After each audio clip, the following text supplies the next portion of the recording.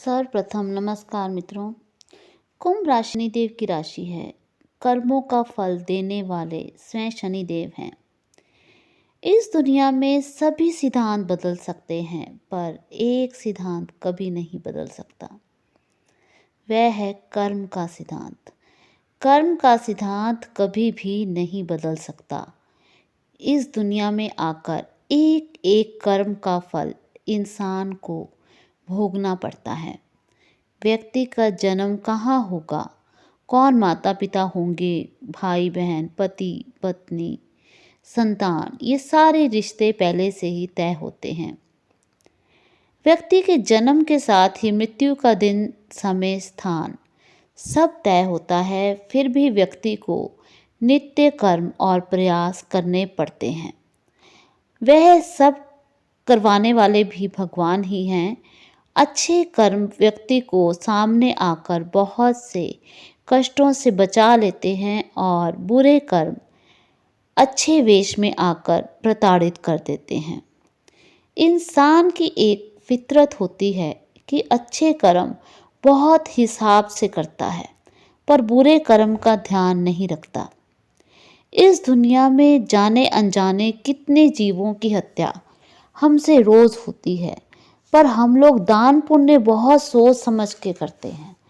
इस दुनिया में किसी के हाथ से पिए एक गिलास पानी का भी एहसान चुकाना पड़ता है। इसलिए प्रत्येक कर्म बहुत ही सोच समझ कर करें, बाकी सब ईश्वर पर छोड़ दें। बुरे कर्म करते हुए हमें कोई देखे या ना देखे, पर हमारी आत्मा हमें अच्छा बुरा सब करते देखती है और ईश्वर को हर कर्म का हिसाब देती है।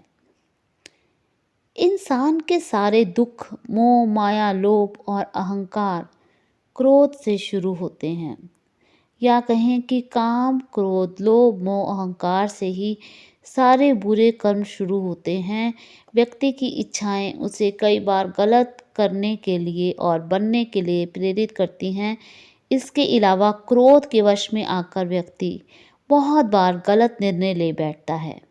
लालच से प्रेरित होकर भी व्यक्ति पाप करता है और अपने रिश्तों से मोह के कारण भी व्यक्ति पाप करने से गुरेज नहीं करता। माया व्यक्ति को भ्रमित करके उससे बुरे कर्म करवाती है।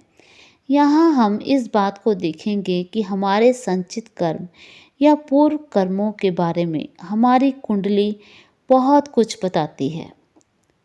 सूर्य का राहु केतु शनि से ग्रसित होना बताता है कि व्यक्ति ने पिछले जन्म में पिता के साथ कुछ अपमानजनक व्यवहार किया है।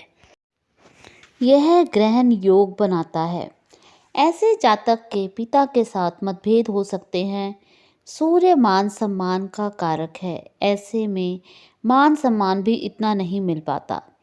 राहु केतु सूर्य के दुश्मन ग्रह हैं। यह पितृदोष का निर्माण करता है। ऐसे में पिता का स्वास्थ्य भी खराब रहता है जातक को, क्योंकि सूर्य हड्डियों का भी कारक है। हड्डियों का रोग हो सकता है। व्यक्ति के आत्मविश्वास में भी कमी आती है। क्रोध भी बहुत आता है, जिसके कारण व्यक्ति को कई बार सरकारी दंड भी झेलना पड़ सकता है। ऐसे स्थिति में जातक को उच्च अधिकारियों के गुस्से का भी शिकार होना पड़ सकता है। घर में कलेश रहता है। पिता और पुत्र में संबंध बढ़िया नहीं होते।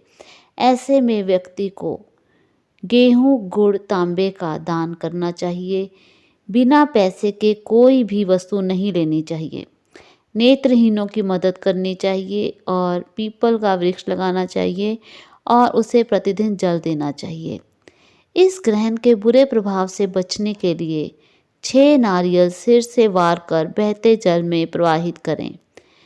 घर के जितने भी मेंबर्स हैं उन सब से बराबर बराबर रुपए के सिक्के लेकर इकट्ठे मंदिर में दान करें।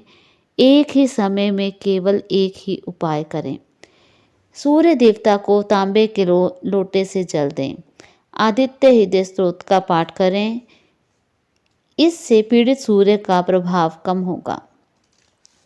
अगर कुंडली में चंद्रमा राहु केतु शनि से पीड़ित हो तो यह योग बताता है कि व्यक्ति के पिछले जन्म में माता को कष्ट पहुंचाया है व्यक्ति ने।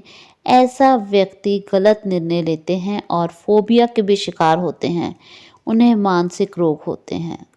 इसके लिए भगवान शिव की आराधना करें, कन्याओं में खीर बांटें, हनुमान जी की आराधना करें। अगर कुंडली में मंगल राहु केतु और शनि से पीड़ित हैं तो भातृ दोष होता है। ऐसे जातक ने पिछले जन्म में भाई को कोई कष्ट पहुंचाया है या अपमान किया है। यह योग अंगारक योग होता है। ऐसा व्यक्ति हिंसक, नकारात्मक हो जाता है और भाई से रिलेशन बढ़िया नहीं होते।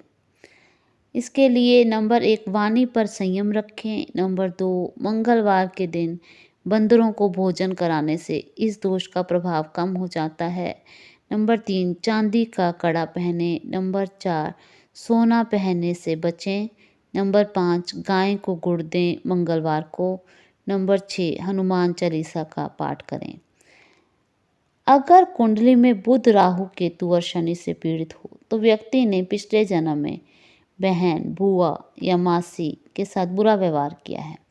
ऐसे में शरीर या चेहरा बिगड़ जाता है, बुद्धि भी भ्रमित हो जाती है, बहन, बुआ और मासी से रिलेशन खराब हो जाते हैं, शिक्षा में भी विघ्न आते हैं, मामा पक्ष से भी कष्ट होता है और अनावश्यक धोखा होता है। इसके लिए तुलसी का पौधा लगाएं और किन्नरों को नीले वस्त्र दान करें, गणेश जी की आराधना करें।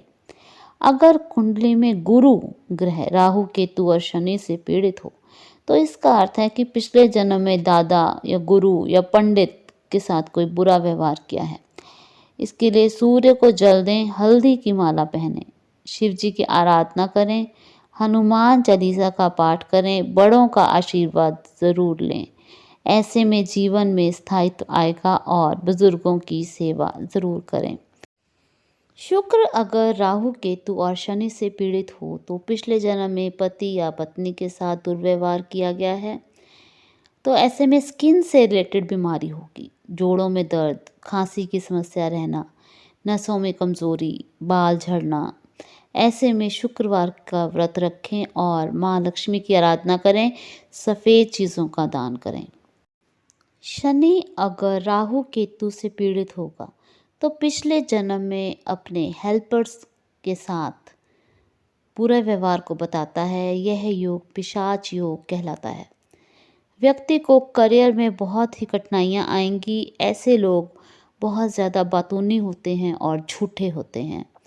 इनके लिए गाय का दान करें या कन्या दान करें, कानों में सोना पहनें, अंधों को भोजन कराएं, कुत्तों को रोटी खिलाएं, शनि के दान करें और हनुमान चालीसा का पाठ करें। मित्रों, आशा करती हूँ कि यह जानकारी आपको अच्छी लगी होगी। अगर ये जानकारी आपको अच्छी लगी हो तो चैनल को सब्सक्राइब ज़रूर करें और कमेंट में ओम नमः शिवाय ज़रूर लिखें। धन्यवाद।